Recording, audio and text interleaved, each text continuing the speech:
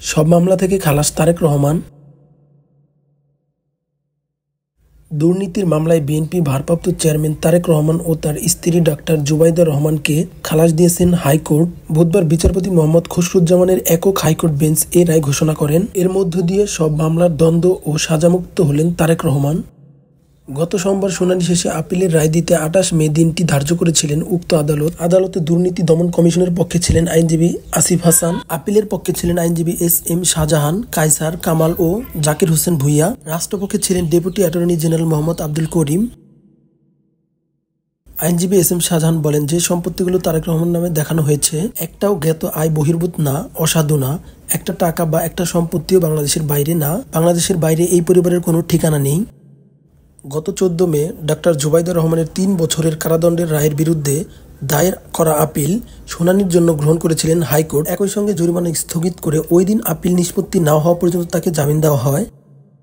গত ১৩ মে আপিল দায়েরে ৫৮৭ দিনের বিলম্ব মার্জনা করেন হাইকোর্ট। বিলম্ব মার্জনার পর ডাক্তার জুবাইদা রহমান সাজার রায়ের বিরুদ্ধে আপিল করেন।